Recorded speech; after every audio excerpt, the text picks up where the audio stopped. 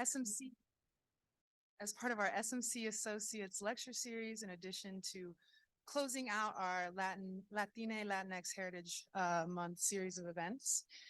Big thanks to all our sponsors who helped make this event possible, the Associates, the Division of Equity Pathways and Inclusion, Adelante Associated Students Counseling, Latino Center, Latinx Collective, and the Student Equity Center. And thanks to all of our wonderful planning committee who hosted an awesome series of events. Super quick plug this Thursday. Porfirio Gutierrez is going to be here. He's a Oaxacan textile maker. So even though our official month of events is opening, this falls right in line. So please join us for that. And you can find more information about that on the signs here. Katelina Eccleston is an internationally renowned music historian and multimedia artist. She uses her critically acclaimed bilingual platform, Reggaeton Con La Gata, to bridge the gap between academia, the Latin music industry, and the public. She has helped influence high-profile reggaeton projects such as the Netflix series Neon, which debuts this fall, I believe in like 10 days. Yeah, the Spotify and Futuro Studios production Loud, the History of Reggaeton.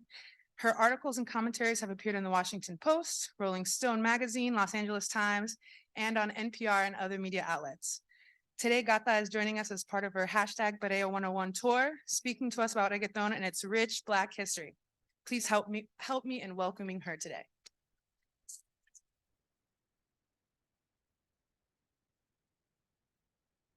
Testing. Hi. How are y'all doing? And something else. Okay, cool. Good? Yeah, okay. How y'all doing? Animo, animo, animo. Super happy to be here. Hannah, again, thank you so much. This is my 5th semester touring for Perreo 101. So it appears that people like it. It appears that it's going pretty good. I'm very excited for the direction that the podcast is going in. See if I share screen.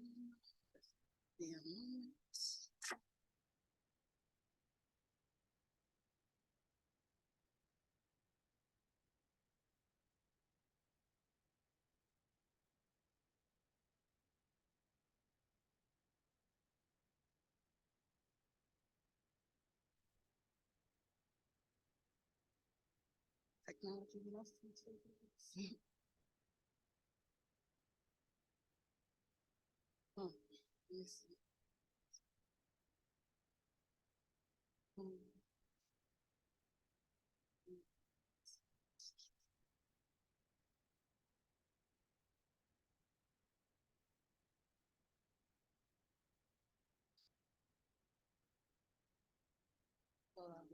Okay, one second.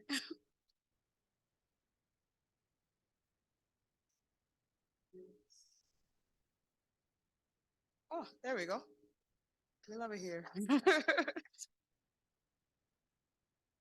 I know technology, I swear. Guess up, mi gente. I'm Gata. Hannah, again, thank you so much for that warm introduction. Super happy to be here. We are in Perreo 101, my bilingual podcast, the first bilingual podcast ever, setting precedents. And the first podcast is Storytell, the intersectional history of reggaeton. Difference allowed in that it exists in like more of like a popcorn style. I get a random idea, likely from Twitter, the arguments that happen, and then I chime in on what it is that's going on. Perreo 101 exists as one season, so one season has been able to produce all of this, which is amazing. And there are some surprises that are coming very soon in regards to the podcast. I'm very excited for all of you to witness that. But I will go ahead and start on. I already had an introduction, but I do have to toot my horn because, I mean, nobody's doing it like me. Reggaeton Con La Gata is the first bilingual platform storytelling the history of reggaeton. It came based off of a 40-page paper that I wrote in undergrad. I was a communications major, and essentially, well, let me back up. In 2012, I started 2012. Oh my God, 10 years. In 2012, I started school at Pratt Institute in New York. I was pursuing graphic design illustration, and I love visual art. It's actually like my first love before music, I'll say that. And I survived something pretty traumatic. And yo lo digo sin pelo en la lengua, I say without any shame. I survived something very, very traumatic. And it pretty much shifted me, and that I had a sort of anger and was like, yeah, I'm gonna like shift gears here. I need to like use my voice because there's nothing like being silenced, like, and at that by the police. So I graduated my associates in graphic design, and then quite literally was looking to people I look up to, like, what do they study? How did they convert their anger into something like meaningful? Because I refuse to just sit around angry. And I realized a lot of them are comunicadores sociales. A lot of them use their platforms in public to speak. And I'm like, okay, let's pursue communications. Went to Marymount Manhattan College, fell in love with communications. Um, Such a nerd for communication. More importantly, communicating a message to the masses and connecting with people. In which case, I was studying comm, of course, and was getting ready to do my capstone. I had to do a 40-page paper and decided to do a case analysis on implicit bias in the Latin music industry. And I had the honor of interviewing four artists, two who are Black, two who are white, and compare and contrast their experiences. And my findings essentially were the industry is racist, but more importantly, the specific ways in which racism occurs allowed me to really understand, like, if I'm going to have a career in music, I have to start my own path. Like, it's going to be very hard for me to get that job, to enter the space. Like, I'm going to get a lot of no's before I ever get the yes, a lot more than other people because it's already competitive. So I created Reggaeton Con La Gata in my dorm room and would boast to my roommates, like, oh, one day I'm going to be on TV. It's going to be great. Like, watch. And gracias a Dios, I'm on TV. So, um, thank you, thank you. A lot of blood, sweat, and tears, a lot of community, more importantly, which is why I'm just so happy to be functioning in the way that I am, especially with the platform. I just have to say all of this for context. In which case, I already gave the spiel of what Reggaeton Con La Gata is in regards to where it has existed, in regards to media. Get into Perreo 101. Perreo 101, again, is the first bilingual podcast ever in English and Spanish. I am a nerd for ethnomusicology, for intersectional conversation. Where does race, politics, gender, and music collide, especially when it comes to reggaeton? Because reggaeton to me is more than just the popular genre that everyone's listening to now. Reggaeton's my heritage. I'm Panamanian Jamaican. I was raised with Boricuas and Dominicans. More importantly, like the Jamaicans who emigrated to Panama to work on the canal, my grandfathers, it's very, very personal to me. And more importantly, reggaeton, as I mentioned earlier, survived something traumatic. Reggaeton in more ways than one has saved my life. Cause try to be sad listening to reggaeton. I dare you. It's not gonna happen. Reggaeton's sexy, it's political, it's problematic, sometimes she's not that girl, but in many instances she's a comfort, and in which case I recognize that she is just a reflection of life. Life is complicated, so is reggaeton, so is hip-hop, right? So Perreo 101 has been able to grace the spaces of different places across the world. Recently just collab with the University of Fine Arts Belgrade, Germany, which is amazing. People are listening to reggaeton in Australia. Like, look me up in JSTOR. I'm in a case analysis. Like, what? Like, that's crazy. Canada a couple times, which is amazing. Just trying to emphasize. And I think the most bizarre said respectfully, place was Ashgabat, Turkmenistan, like Middle East. Happy for it. Diplomats are out there listening to reggaeton and was happy to bring this along. That's crazy. Crazy cool. So getting to the nitty gritty. Reggaeton, what is reggaeton? Reggaeton, what is reggaeton? Is a question I will never answer on Twitter. I will literally get eaten alive, like, what are you talking about? You're Panamanian, of course you're gonna say that. The way I look at reggaeton, the way I look at reggaeton is that it's a fusion genre. I think that's fair. It's a fusion genre that exists based off of a compilation of other genres. Reggaeton quite literally will not exist if it weren't for dancehall, if it wasn't for bomba, plena, Puerto Rican, dancehall that is Jamaican, reggae that is Jamaican, reggae en español that is Panamanian, which of course in a musical sense sounds the same, but in regards to the translation, honoring those roots. In regards to Dominicans with the jerga, right? And we all see where reggaeton is today. There's Colombians, Argentines, Chileans. Everybody wants their piece of reggaeton. But I think that the best way to start telling about, what this fusion genre is to start in Jamaica. This is a gift of Shabba Ranks performing Dembo. I apologize, there's no audio.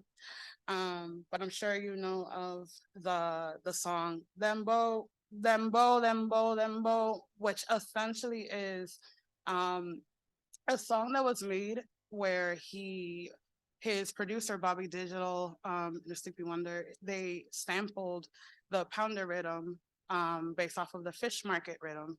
Rhythm in Jamaican culture just means instrumental. Okay. And essentially he just created this hit and was registering his music correctly. I just want to emphasize that because of where I'm going next. This is El General. This is a gif of El General in a Naika, dancing on a TV show. I forget the name right now, but to their hit song Rica Apretadita, which was a global hit in the 90s, and essentially created a pathway for him to become the Panamanian global pop superstar that he was for that time. Since then, for those who are unaware, El General has laid his reggaeton cap down, and he is now a pastor. He has went to religion like many other reggaetoneros. Simply, he felt like he lost himself in the music. Reggaeton, of course, it's very easy to lose yourself in the movie, right? Because there's what you market and there's what you live. I'm sure a lot of you think I live in a mansion. I don't. Um, live with my mother. Digo sin vergüenza. I say without any shame. And in which case, and that's me. Him, being on the road 24/7, surrounded by women and drugs. Over time, it pretty much ate at him. I don't judge anyone. If you want to do reggaeton, cool. If you want to go to church, cool. It is what it is.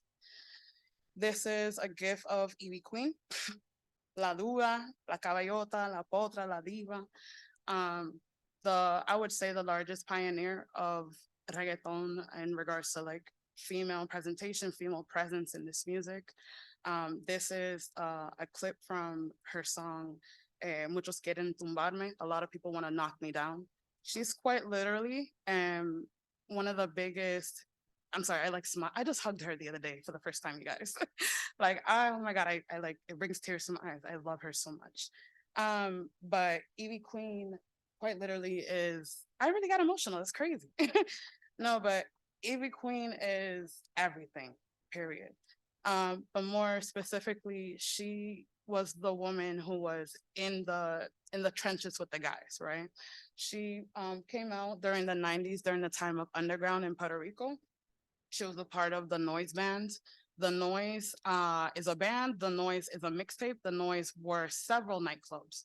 So essentially, DJ Negro, who created the Noise band and is like a principal, of course, DJ and producer, he mixed these mixtapes and like collected these artists to like all to rap on these different mixtapes and whatnot. And they would have a safe space where they can all show what they got. They were obsessed with culture. They were obsessed with expressing themselves because politically what was going on in Puerto Rico was the iron fist against crime, mano dura contra el crimen.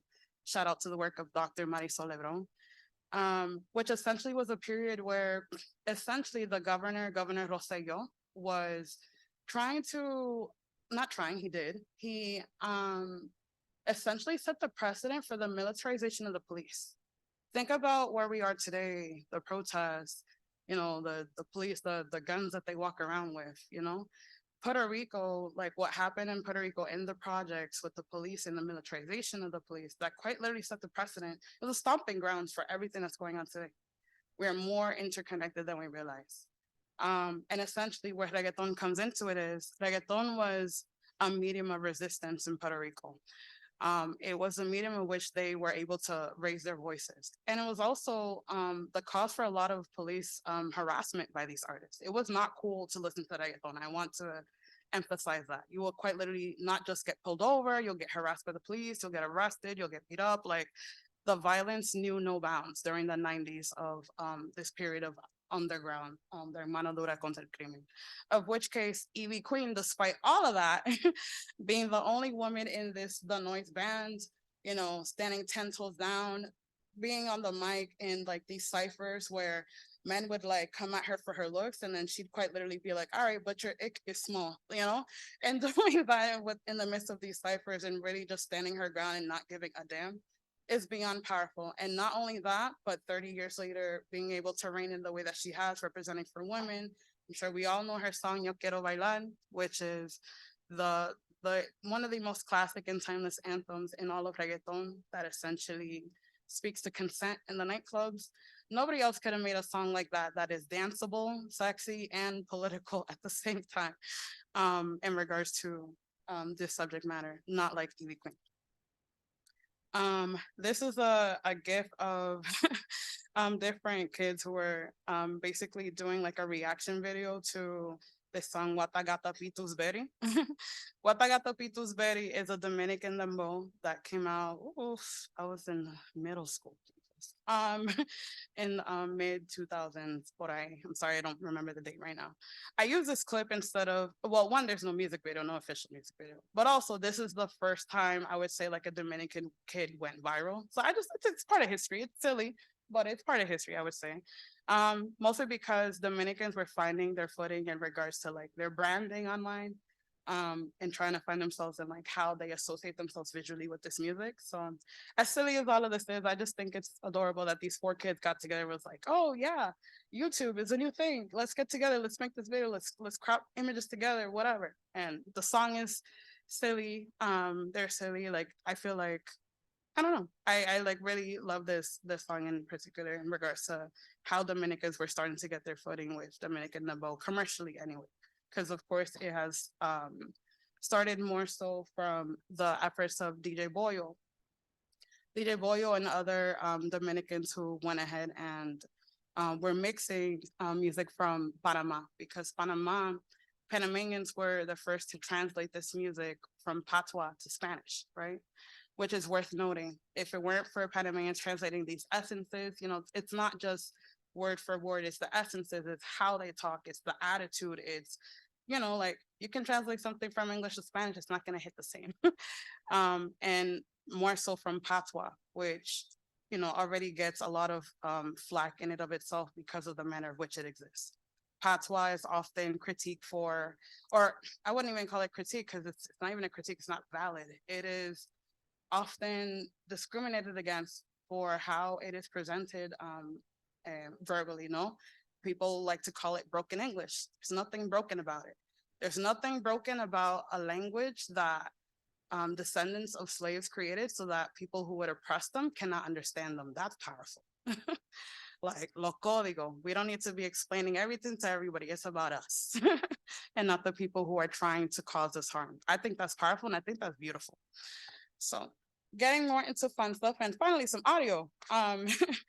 I would like to pivot a bit and talk about Jamaican rhythm culture because it essentially, I would say, is at the crux of a lot of popular conversation of what's going on right now. A lot of what I talk about in the podcast as well. A lot of what I will be talking on the podcast as well. And just like a lot of things that people just don't know. Okay. So Jamaicans love to create rhythms. I had said before that rhythms are just beats. They're beats, right? They're rhythms, they're beats, instrumentals. And I think what's really dope about rhythm culture is that it's literally like it's a culture, like it's a sharing, it's an exchange, right? So one DJ would create one beat and invite like 10 different artists to all get on the same beat on one mixtape, one CD. And be like, it's pretty much like, show me what you got, like what you're gonna do next, like women, men, like everyone in between. Like, I just think that's dope. It was all about the cultures. It was not about commercialization of this music. It was not about let's get the views or whatever. It's literally like, let me see within the midst of these sessions, they call their party sessions, where people are on the mic showing what they're got on to these beats, and then go ahead and record them and share them with the rest of the world. So one of the most popular rhythms is the Diwali rhythm. I'm sure you know this song. Please play. Is there any audio? Please. No? Okay. No. Doesn't want to. Oh, here we go.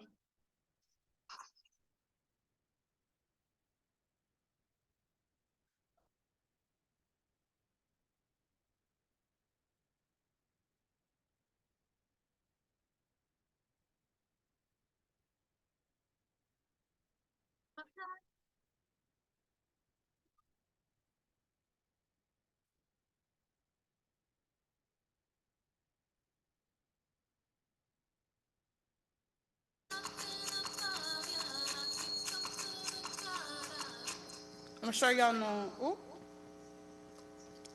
I'm sure y'all know the song, no? Uh-oh, Lumity, yes, okay. It was also, that comes from the Diwali rhythm. As you see, there's Bounty Killer, Tanya Stephens, Spraga Benz, Elephant Man, Beanie Man, the list goes on. Another example of the Diwali rhythm.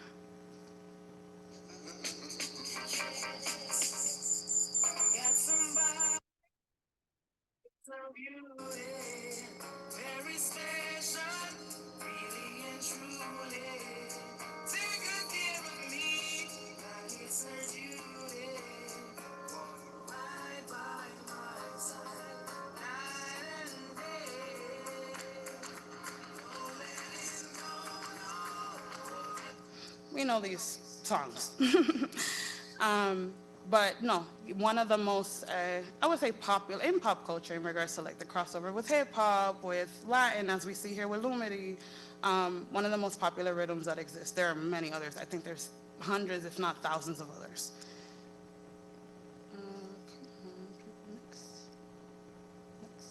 Next. Here we go. So earlier I had mentioned Dembo. I had mentioned I had said that it's very hard for me to define, where this music comes from, like if I had to give credit to any one country or whatnot. And I had mentioned the word registration. So, and this point in time, I'll actually come back to the slide. There is a very, very big lawsuit that's going down right now. And sorry, I don't know why I didn't put it in that order. I will come back. Okay, here we go. There's a very big lawsuit that's coming on right now by Steely and Clevie, who we see here on this slide. Steely and Clevie are the creators of what we call the fish market rhythm. The fish market rhythm is essentially the rhythm that was sampled off of the pounder rhythm. The pounder rhythm is the beat that you hear in the song Dembo. Dembo is the song that basically is the heartbeat for all reggaeton. So that bone chick that you hear in every single reggaeton song, because that's what makes reggaeton reggaeton, or at least a crucial part of what makes reggaeton reggaeton. Essentially, there's a lawsuit that's going on right now. I just want to like share my 2 cents on it really quick because I'm being approached by everybody's lawyer. Bad Bunny's lawyer hit me up this time last year, who also represents Daddy Yankee, Luis Fonsi, Justin Bieber, Drake. They're scared. Their lawyer hit me up last year asking, trying to like bring a connection between the boom chick boom and Africa, like he's really reaching. And I'm like, no, it's anyone with a brain can hear the boom chick boom and trace it back to Dembo and trace it back to the pounder rhythm, trace it back to Fish Market, which Steely and Clevie have created. Now, this is not a popular thing to say. I'm quite literally saying something that goes against the grain of what it is that Bad Bunny is commercializing on. Not a fun place to be. But the truth is the truth, and the point of the matter is, and the point of this talk and why I'm here today is to talk about the Black roots in music. The truth of the matter is, there's been a hell of a lot of erasure in the history of reggaeton. Jamaican Panamanians, which are very different from just Afro-colonialist Panamanians, people who are descendant of slaves in Panama because of culture, West Indians. Essentially, we're together creating in the studios, giving each other credit. There's a very specific reason why Nando Boom is not listed in this lawsuit. It's because he registered his music correctly. It's because he gave credit where he was supposed to. Now, with everyone going forward, I had just illustrated rhythm culture. Look at how all these artists came together under the guise of collaborating with these DJs, right? It's very quite literally possible that people have been doing this for years, right? I mean, this is like music is not a new phenomenon. We've been listening to music for how many years at this point? In regards to registration, for some odd reason, as this music is concerned, there's just been a hell of a lack of registration, of conversation regarding copyright, conversation regarding royalties, samples, things of that nature. And I'd be lying if I didn't say that I didn't see this coming. This has been 30 years in the making. And I think that it's quite sad all around, to be honest, because it's not just that it's so simple.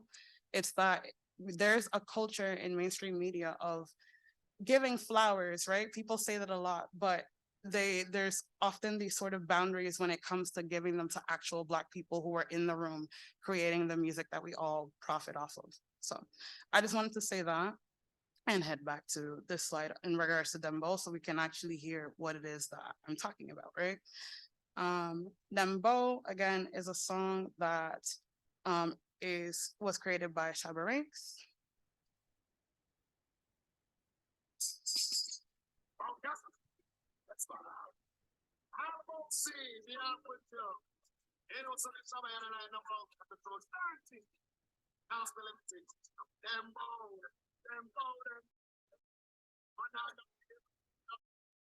So, oh, Dembo is and the other part to this is, because I'm not going to spin around it, Dembo quite literally, there's like different translations for what it actually means. I'm not going to skip around it. I'm queer. We out here. Apparently there's like a homophobic connotation that comes with what the word Dembo is. I've had the pleasure of interviewing El Chombo, who has explained to me that Dembo, at least in his context of how he's known for what it means, is that it translates to dembao, like it's referring to like when gay men bend over. Why are straight men so obsessed with gay men? I will never understand. But but essentially that's one of the explanations for what dembo means. The song itself though, like I'm not gonna I would take his explanation for what it is though, because let's look at the lyrics. Shabba Ranks is quite literally, talking smack about gay men. Again, what is the obsession? Yo no entiendo, I don't know. But essentially this song, as homophobic as it is, no justification, not going there. The musically speaking has been the heartbeat for what reggaeton is. Now let's listen to the fish market rhythm.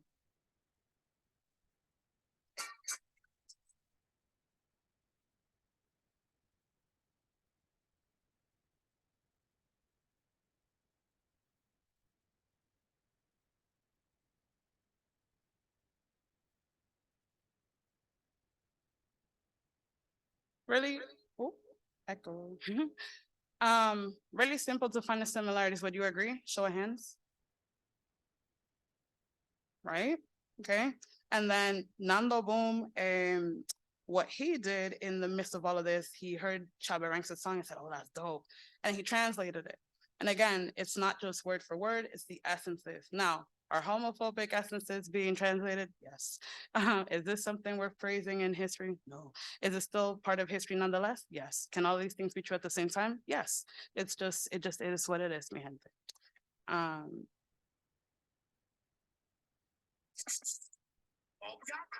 yes, man.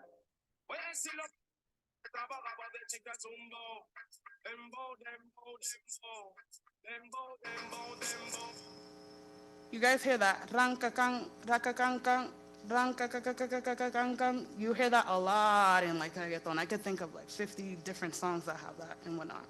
So we listened to the Fish Market Rhythm, we listened to Dembo by Shabba Ranks, we listened to Dembo by Nando Boom. And then to bring it to the future, I just want to highlight this song really quick.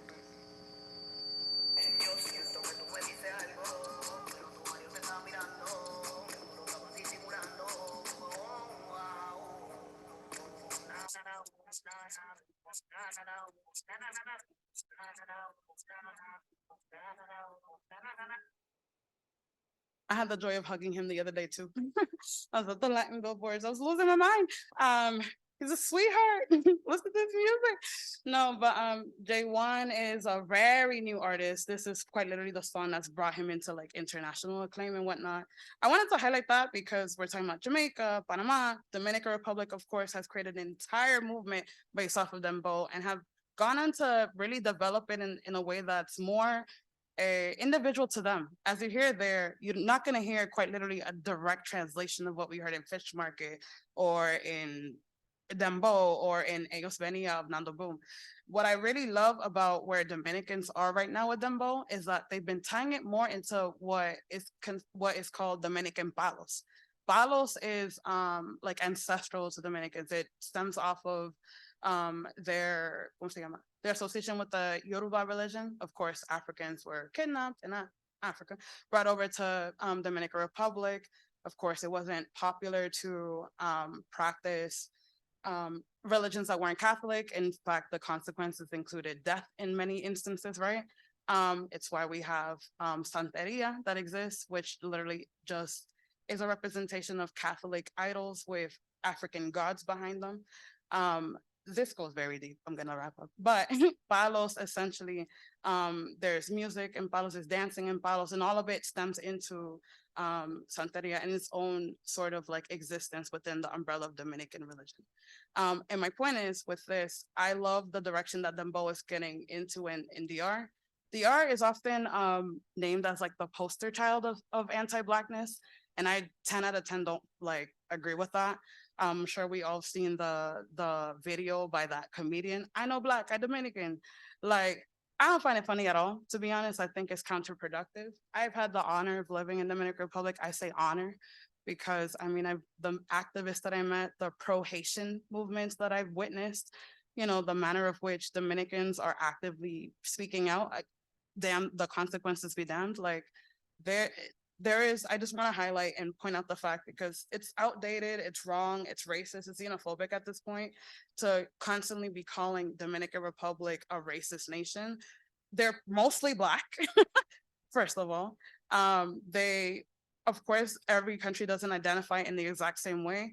I've come to learn that a lot of people say I'm not Black, but what they really mean is I'm not African American. You know, I my entire point of saying that is that I just hope that there's more grace and empathy as we continue to have those conversations because they're counterproductive. We're hurting, you know, people of a nation that are mostly Black, and for what, you know? Just wanted to say that because that's not said enough. So going forward into something more fun, perreo.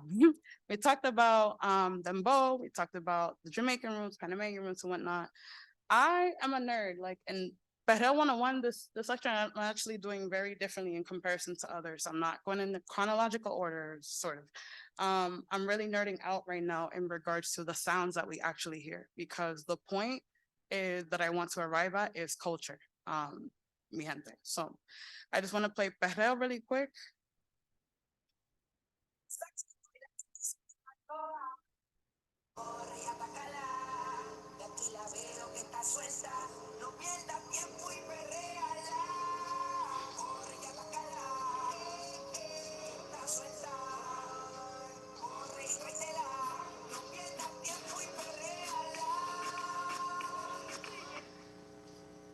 So if I had to analyze this song just in like 10 seconds or less, we all heard the, ¿cómo se llama? Like you heard like how it's building up towards like a sort of climax, like, is this sort of like, ¿cómo se llama?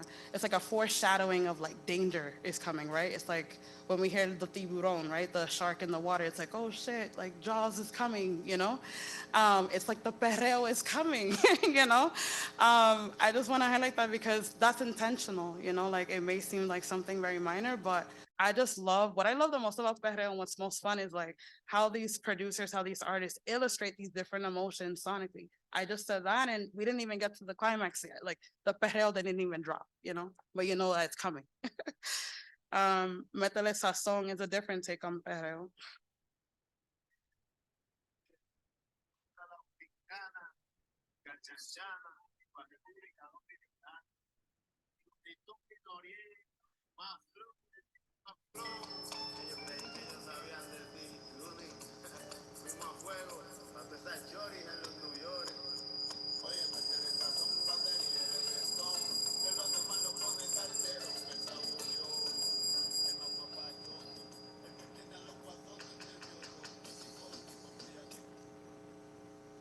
There are a million things to say about Tego.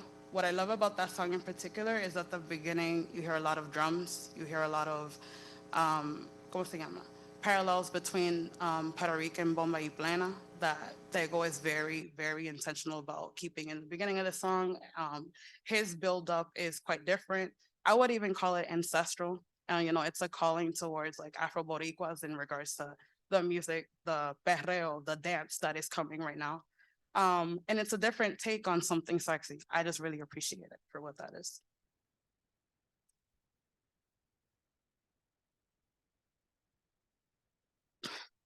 I was struggling when I was picking some of these songs because I listen to music in a way that really gives many, many parts of it, it's very respective flowers.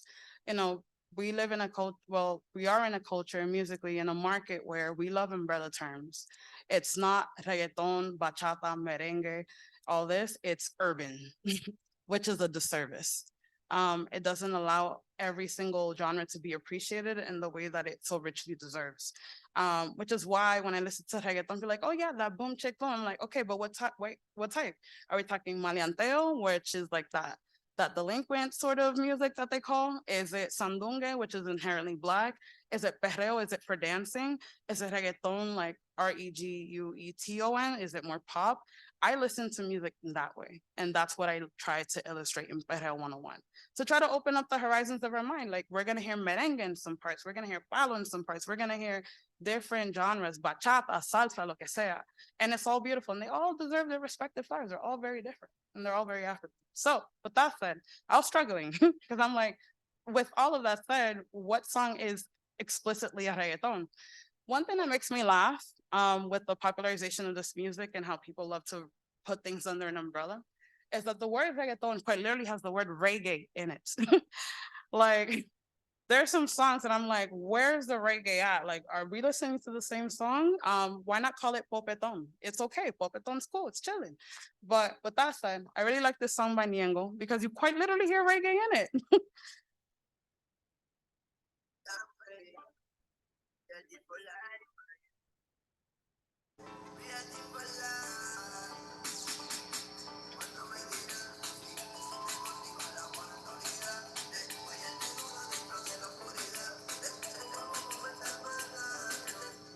Much slower tempo. We, of course, are introduced to the reggae from 00. I think it's beautiful. And I think that this is a reggaeton, right?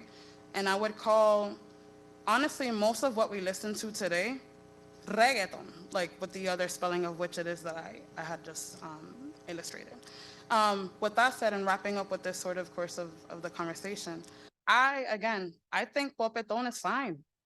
I like it. I'd be lying if I didn't say I didn't listen to this.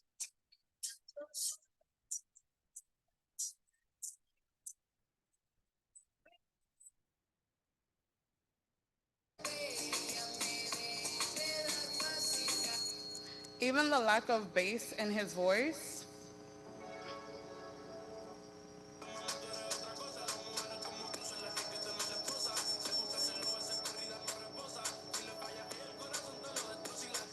I think that the industry is very eager to try to like popularize reggaeton in a way that really sells it as a product, which is fine. Make your money, but let's call things for what they are. There's a lot of songs that say like perreo in the middle of it, where like you cannot shake your butt to this. Like I'm sorry, like this is not sexy to me, and that's okay. Everything doesn't need to be sexy. I feel like with reggaeton, the best way I can explain it is by quoting pioneer Michael of Michael Manuel, who said, si el reggaetón es una playa, cada cual agrega su granito de arena. If reggaeton is a beach, everyone adds their grain of sand to this beach. I think it's fair. And there's a flavor for everybody in every respect that they would want it in, and that's perfectly fine. I put the slide in the incorrect order. So this I would call a reggaeton, and these are very early songs that came out in like early 2000s.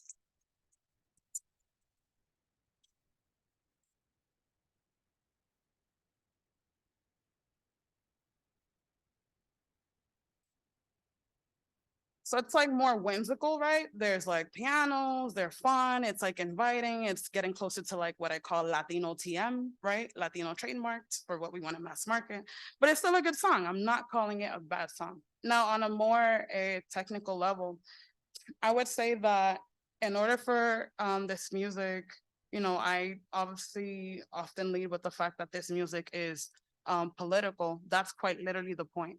Popeton is feel good music. It's music that you play in house parties. It's music that you don't have to run to the radio. This generation will not know what it means to like play that type of reggaeton where you don't have to run to the speaker because Saoko by Wisin Yandel is coming and your mom's about to hear the girl moaning and you're about to get in trouble. Like it's a whole different culture. It's more it's more well-rounded, it's more family oriented, it's more consumable, whatever, for whom, bueno, that's part of the conversation, and that it's whitened is the point. And I feel like, again, there's music for everybody, and every single type of song and genre doesn't have to give the same purpose, you know? It's quite literally the point. But with that said, I do think that Black-oriented genres do deserve their respective flowers. So I say that all squares are rectangles, but all rectangles are not squares, correct? So I'll say all perreo is reggaeton, but all reggaeton is not perreo. Cool? um, so I had mentioned the lawsuit before. Just want to give you shout out this article really quick, of which I'm featured, and also to clarify a point. I did not agree a lot with where the writer went in regards to this conversation. He quite literally picked the most ¿cómo se llama? That sensationalizing point of the part of what I had said in that conversation. This is my quote, quite literally. The people who are making millions off of this music are living at a different level than the people who wrote the music originally. She says, everybody wants Jamaican music and culture, but they don't want to make sure Jamaicans can eat. And, you know, of course, I believe that there's a racial component to this. What I don't agree with in regards to this article, just for the record, is that that's the only part that matters. Quite literally, there are some songs that I think are stretched. I think Stealing Cleaver are reaching in some songs. I feel like quite literally, it's like, my guy, I don't hear it. Like, I think on a compositional level, like if we had to put out the notes, it's just not going to align. I think some songs are a reach.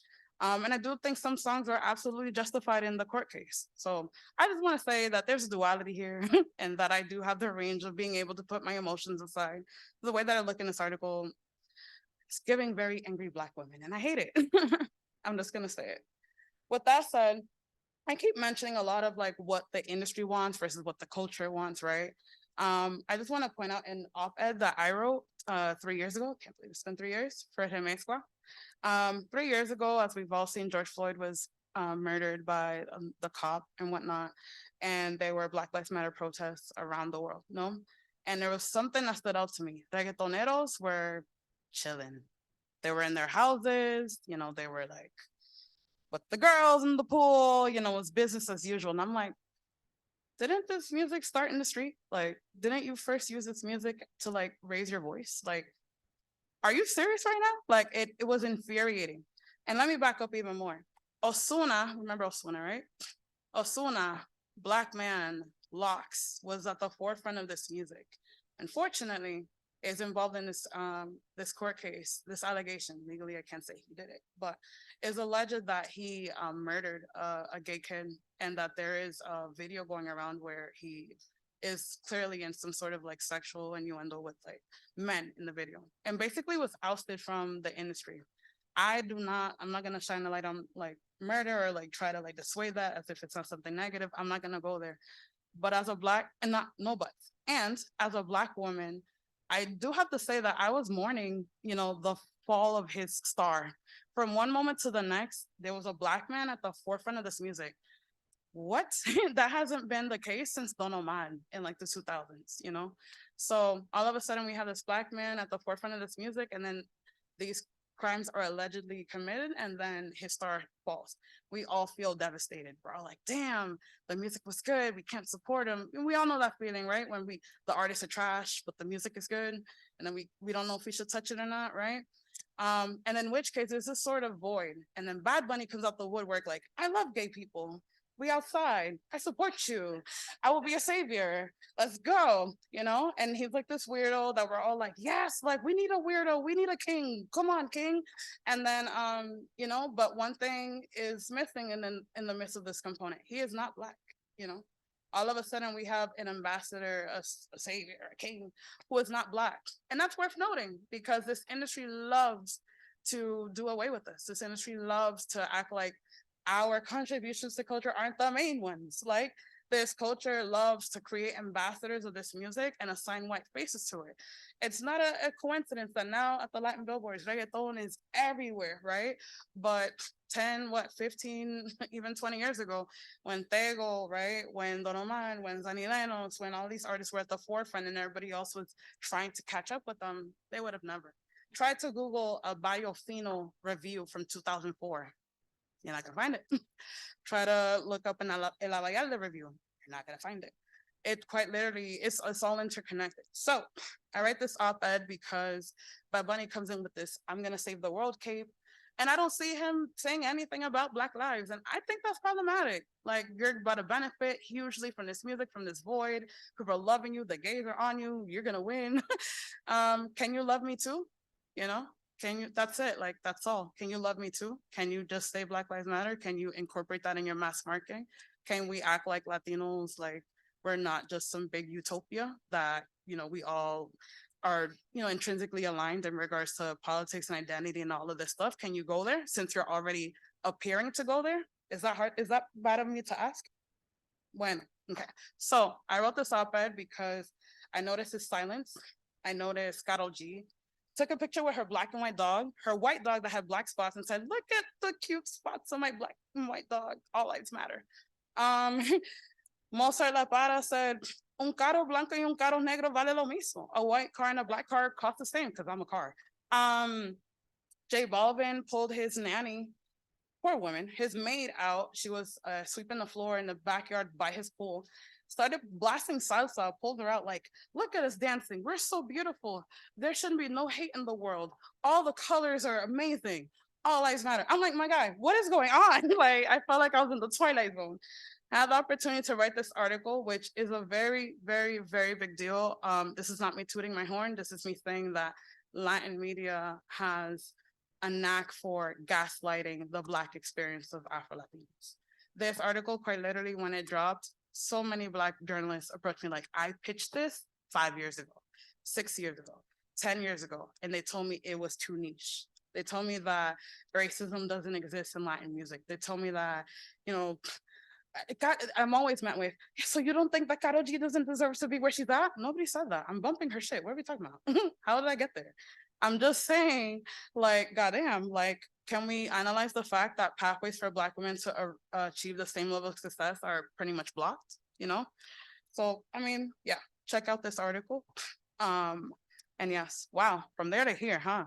And then so in the midst of all of this, J Balvin just had a pretty bad past couple of years.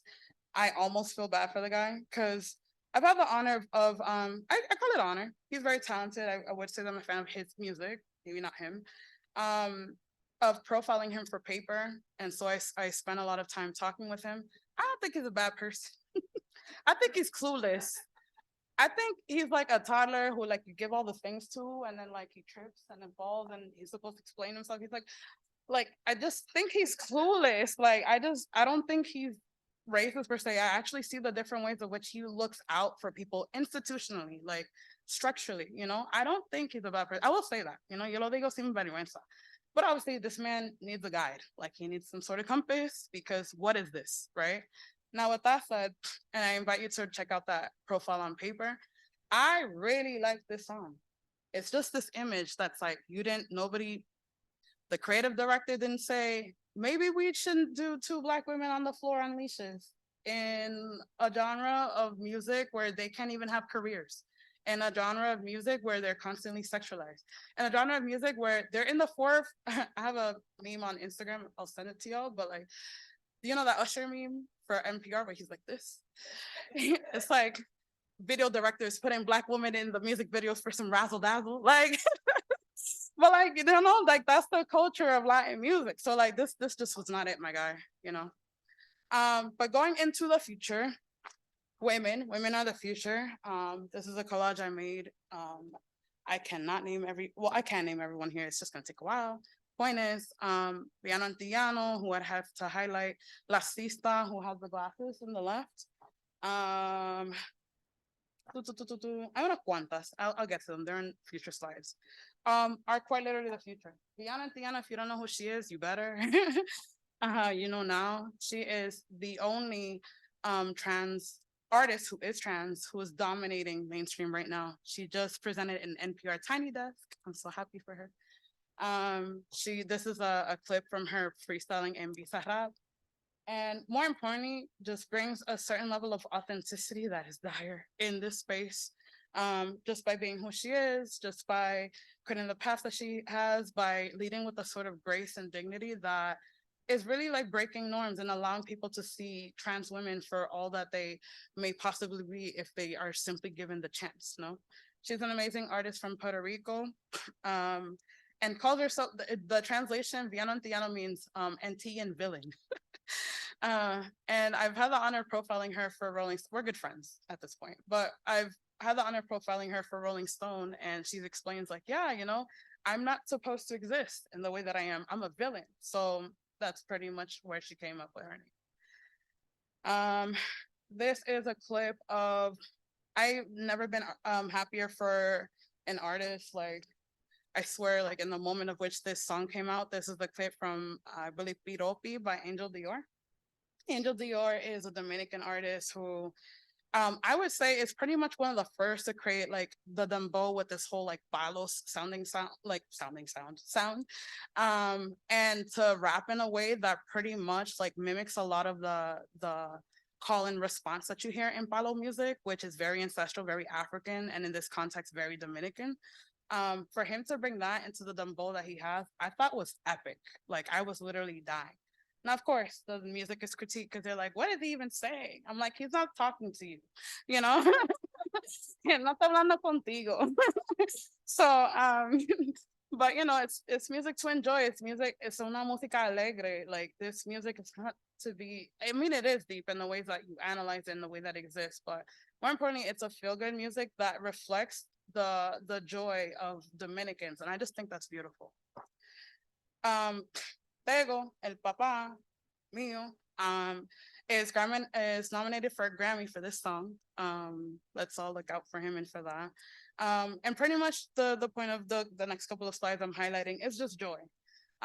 Very happy for Tego in the midst of the song to be able to get nominated for this Grammy. This man is severely underestimated. I mentioned my 40-page capstone at the top of this talk. He's one of the 4 that I've interviewed. That was an honor. Couldn't believe he wrote back. To be honest.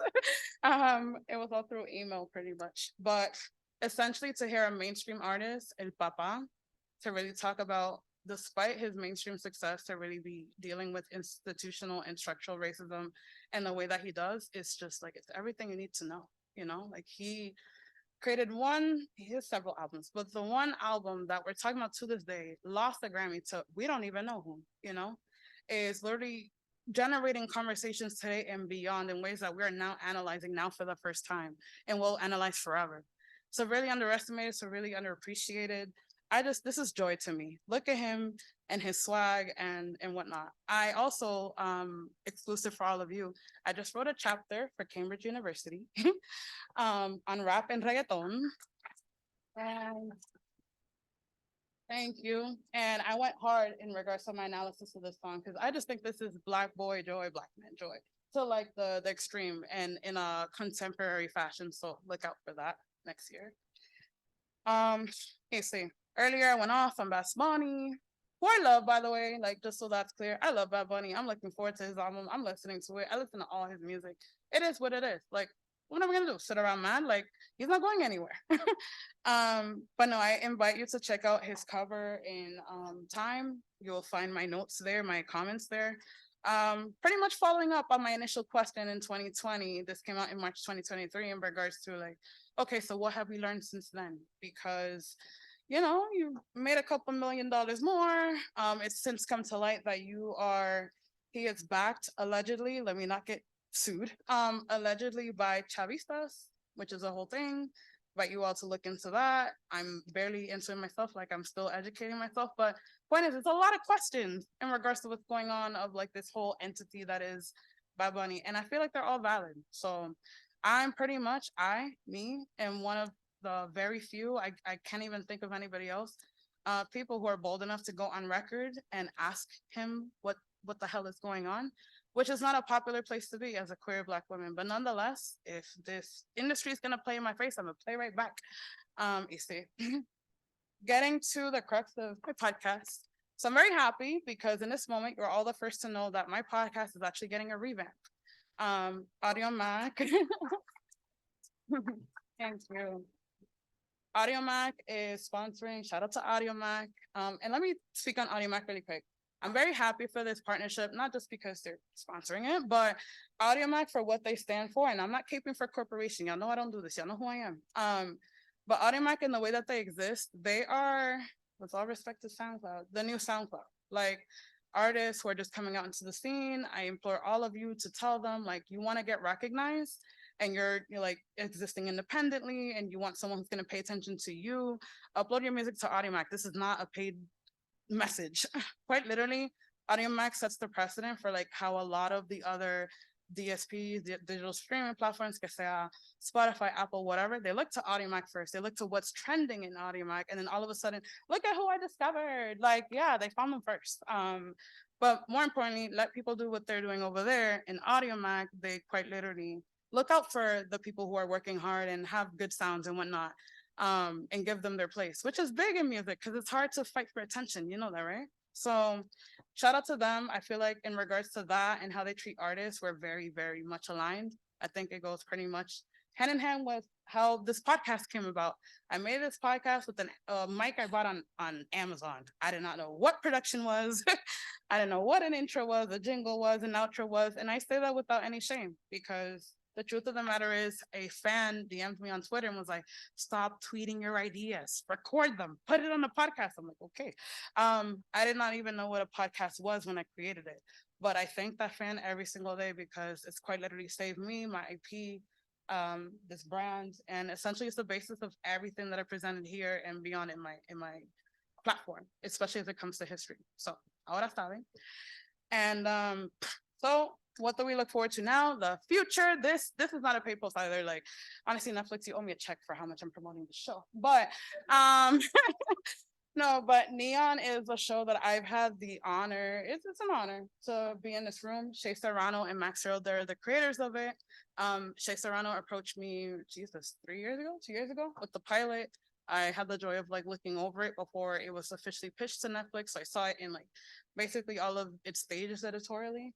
I love this show so much. Like personally, I'll leave the professional to everybody else, like, you know, but because it's fantasy, it's comedy, it's literally nonfiction. Excuse me, it's literally fiction. Like it's made up. It's a universe about a kid who moves from Fort Myers, Florida to Miami and is like, I want to make a career in reggaeton or in music. And it's a comedy on all the dumb stuff that he experiences on the way. I feel like reggaeton, you know, there's a lot of trauma is a consistent theme in regards to like everything I presented today, right? Royalties, music not being registered, people not getting paid, narratives being taken over, people getting murdered. There's a lot of trauma in the midst of the history of reggaeton, right? I feel like we have space for joy. I feel like, you know, imagination is okay, like, you know, and I feel like a lot of that trauma is valid. It is all valid. And I feel like now we're getting to a place where we can have honest conversations regarding what this music really is, you know, what it really stands for, how it really exists, you know, how it exists in culture, how we're cultivating it. And more importantly, how we see ourselves in it, which is where I really want to land on today. Because the point is, with everything that I've said, the culture does not start with mainstream and what they market to us. It starts with us and what we influence them to market. So thank you.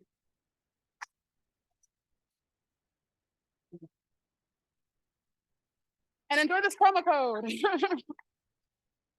I have, you know, unisex merch, like the sweater. Enjoy this promo code, you guys. You see. Thank you. Would love to answer questions. Do you have any? Hi. Yes.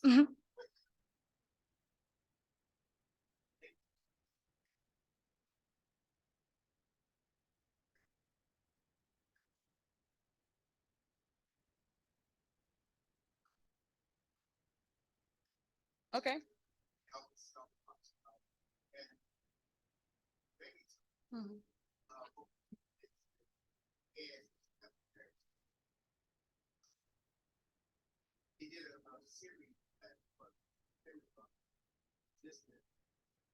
Mhm. Mhm.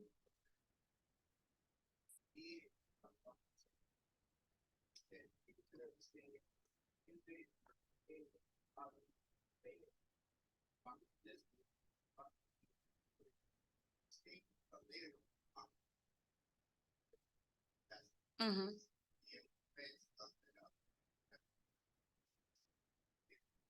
Thank you. Thank you.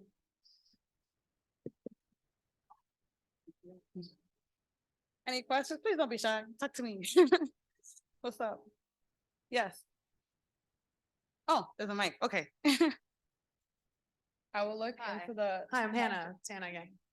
I guess I just wanted to ask about other folks you look to. I already know I can think of some, but just to share with people in the room, like other historians. I know no one's out here doing it like you, but just like anyone else who's doing similar work. Great question for Zoom. If I don't know if you didn't hear, but Hannah's question was who else I look up to in regards to their work. I would like to shout out sociocritics. Shout out to Zaira Kelly, also known as Bad Dominicana, who has basically pioneered like a lot of the most of the public conversation, let's be real, in regards to Afro-Latino identity, in regards to Afro-Latino existence, resistance. She doesn't get the flowers that she deserves. I feel like she deserves all of them. I also want to shout out Dash Harris, who created Afro-Latino Travel and does this really cool thing. Look up her platform. She does tours in Latin America and pretty much shows you the Black history in different countries. Like she's gonna Cuba. I think very soon, if I'm not mistaken, she's going to Panama. But look up her work. Like if it's not us who does this work, who's gonna do this work? Because Black erasure is real, you know. I would also like in regards to schooling. I shout her out in the presentation, but shout out to Dr. Marisol Lebron for her work in regards to the research of the militarization of police. Like I'm honestly speechless, like it in regards to the importance of what that work is, and I just hold it in very high regard. Shout out to Wayne Marshall for his work in ethnomusicology, from Berkeley College of Music. Shout out to Jennifer Mota Valdez, who I wouldn't compare myself to many people, but I would compare myself to her. What I do in reggaeton, she really does in dembow. She's amazing. I'm sure you guys have seen. This is recorded. I hope nobody don't snitch, you guys. But there is this there's this documentary that was produced by Amazon that was released last year in regards to dembow history. A lot of it piggybacked off her work. Y yo lo digo sin pelo en la lengua. Why didn't they give her space? Why didn't they give her flowers? She's the first person to tell the history of dembow in American publication. I think that was just in 2018. Latin media is embarrassing, bro. Embarrassing. Like, yo lo digo sin pelo la lengua, yo lo digo sin vergüenza. I say without any shame, like, we can do so much better. And I have no shame in shaming others, and especially white institutions, in regards to their lack of coverage of this music. Because why the hell did you wait? Why did it take for me or anyone else to call this music intelligent for you to say, oh shit, it is intelligent? You don't want to look like you're against the grain. So now all of a sudden they're on your stage, right? But you don't have the range to have this conversation, and you also don't want to invite us to your space. I'm talking real shit right now. I'm sorry. But and, you know, like it's real. Like this music, it's more than a marketing tool or a product. These are people's lives. These are real people. This affects how we think and see and treat each other and celebrate each other. So I really hope for more for the future. I would shout out them. There's a whole hell of a lot more people. But I would start there. Yeah. There's a question in the chat. Sure. So this question comes from Felipe de Leon de Negri. His question is, what do you think is the biggest hurdle, struggle, danger to the evolution of el género? Great question. I think, you know, I emphasize, I know I played like so many clips. Y'all are like, Gata, what's the difference? Listen to the podcast, I promise. They'll come with transcripts. You can listen to it, re-listen, all of that. But I think that one of the biggest disservices I have to reemphasize is calling everything urbano. In 2020, yo estaba activa. In 2020, I actually released a statement in solidarity with Jennifer Mota Valdez and with Mezcla, their editor at that time, that we are no longer using the word urbano. Instead, we're going to use el movimiento to refer to all of the genres of music, because it is a catalyst for conversation in regards to everything inside el movimiento. This is hip hop 50. Do you see much Latin programming in regards to it? No? Like, this is my point, because everything's urban, right? Latinos weren't in hip hop. We weren't outside. Like we were, it's quite literally embarrassing the way that we're so adamant about celebrating Black things only when it's popular. It's like one of the biggest disservice. We need to call genres for what they are. What is tropical? Grammys. I'm a member of the Recording Academy. I love you, but also what is tropical? Why is like what is that? I don't even like. Is it timbal? Is it a like what is that? Why can't we call it bachata? Why does the Romeo Santos have a Grammy? I'm talking a lot right now. Like there's so much that we like to group under things that does it a major disservice and it's outdated and it's like hasta cuando, So yeah, I love that question.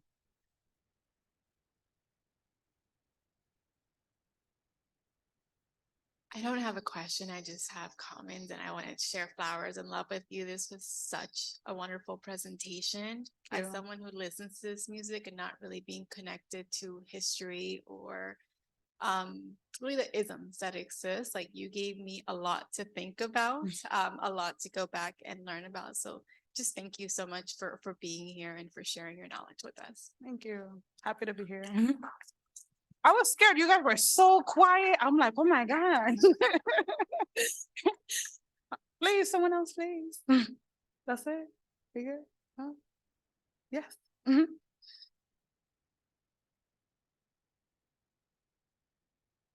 Hi. Hi. So my name is Desiree.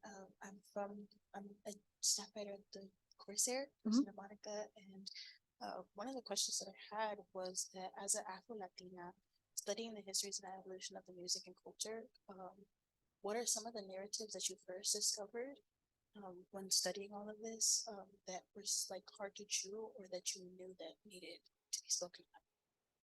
That's a great question. Here we're gonna be back to 2018, 2017. I pull a lot of threads, so that's honestly that's a really hard question. I pull a lot of threads. I'm the type of person that like I look at music, I try to zoom out. I try to zoom out. I don't want to see what's being marketed to me. I want to see, okay, who's a part of this process. I think something that's cool that maybe dances around like the answer towards this question. Sorry, it's a really good question. It's a hard question.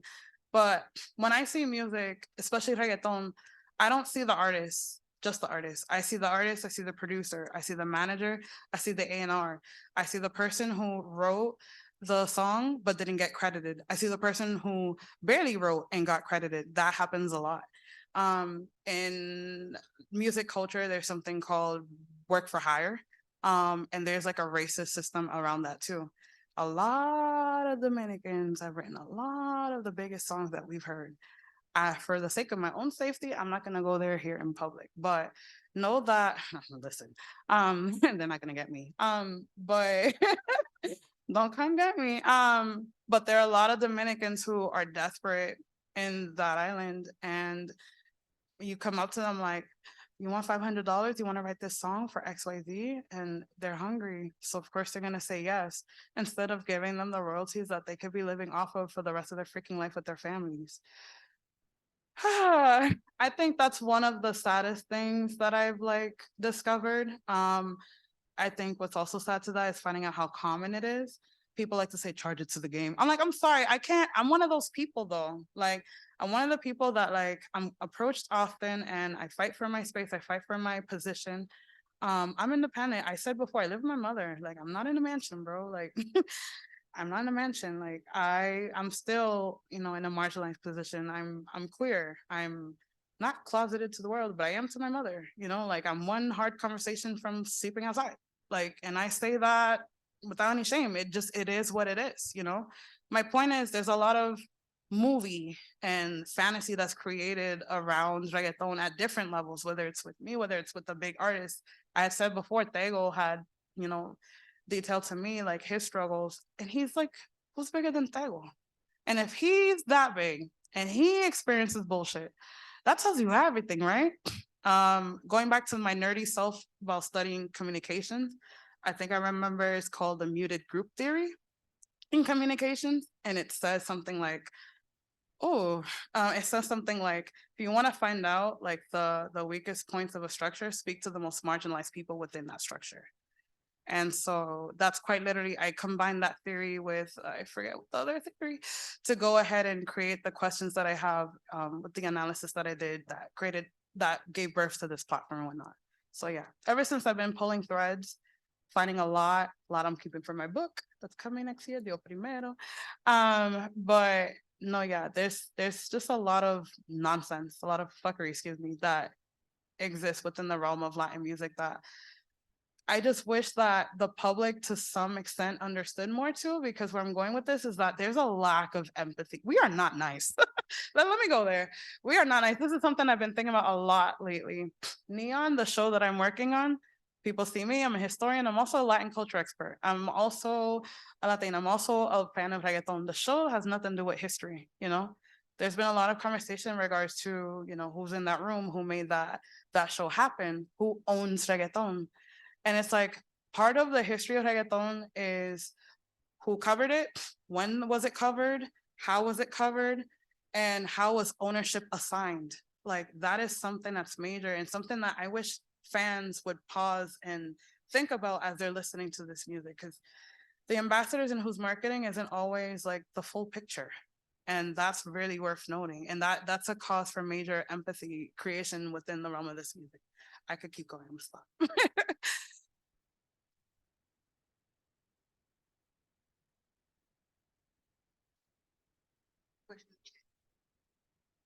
You've repeated this from the chat, sorry. Mhm. This is from Felipe de Leon de Negri. You've repeatedly said reggaeton is political. The people who live in the islands that you've mentioned today are among the most vulnerable to the impacts of climate change, which compounds every other struggle. Do you see any space for climate change to show up in reggaeton as a form of protest music? I think Bad Bunny will go there. I think that reggaeton is now in I love this question. I think that reggaeton is now in a place where there's so much that people are balancing, right? One end, you really need to make money. At some point, you need to figure out like what your feelings are and what your bag is. And sometimes they don't align. You know, sometimes you have to make the popeton song that you really don't want to make, but you know it's going to bring you money and can, you know, help stabilize what your condition. You support other people, right? On the other end, there's things that you really want to talk about. On the other end, there's also exhaustion. There's so much nonsense in the industry that people choose joy over politics, even though the work is political either way, that they're not, you know, conscious of, for the sake of like, you know, just survival. Talking about politics 24/7 is not easy and it's exhausting and it cansa, and like honestly it wears and tears on you. I know it does on me too. That's why I'm looking towards joy, quite literally, personally and professionally. So like, do I think climate change as a topic can come up? I think that, you know, if one thing I will say is I think if we want to see that, I'm not sure I would want to see that from a reggaetonero. I think I would rather see them like, I think of climate change and I think of the issues with race, right? I don't want to hear Balvin talk about Black lives. I don't want to do it. But I do want him to use his platform to give space to other people who can. See that? That's much better use of his resources. I'm not sure I want to perrear to a song about climate change. You know, like I'm not sure. But maybe Bad Bunny freebie, there you go. Hope you use your platform to amplify the issues because you have the power to do so. I think that's the direction that artists are going in now, because that's the pressure that we're applying to them, which is nice. So keep applying that pressure, you know, like keep applying that pressure. Maybe we don't want them to sing these songs. Balvin, no Black Lives Matter. Please don't do it. Shut up. But maybe you use your platform to like amplify an activist, you know? Maybe we don't want to hear you talk. You don't need to talk, you know? There's different ways to use your power, you know?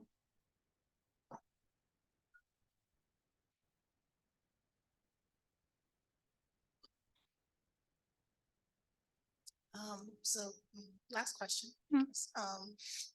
So just in like with everything that you just said, so in your perspective,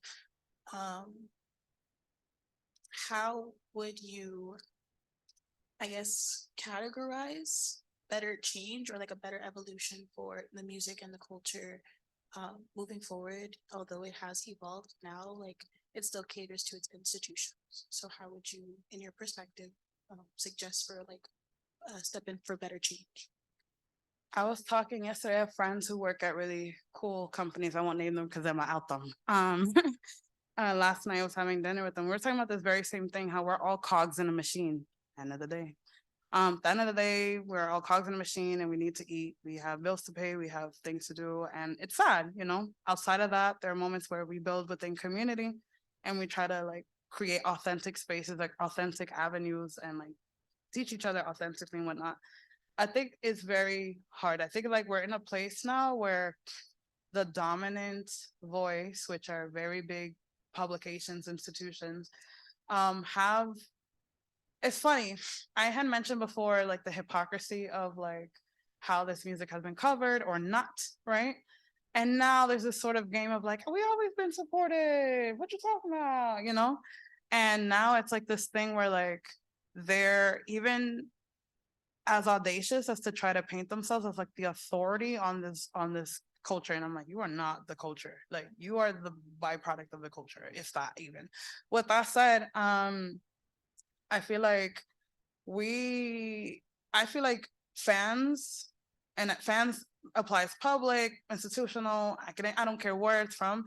We need to band together more to like develop more like deep conversations. I miss Twitter 2017 before there was this culture of like bashing each other and talking over each other and stuff like that. There were very effective conversations that really shifted a lot of things institutionally. It's why I have fans in, you know, the United States, why diplomats are contacting me in Google and like wherever, you know, because they were very effective and very deep conversations where we were allowed each other to like learn, you know.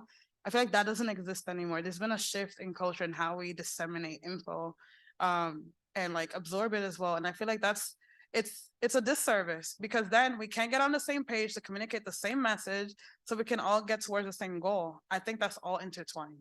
I know I went around the world, but I think it's all like, it really does all interconnect with each other. Because one thing I'm finding is not only are these institutions now circling the block, like as if they've always been supporting in the first place, but they're also like, I mean, the audacity is outrageous in regards to the authority that they're trying to paint themselves as. Like they're really trying to, there's a rewriting of history that's occurring right now in music. And it's sinister and it's really scary. Honestly, for me too. Yeah. That's it.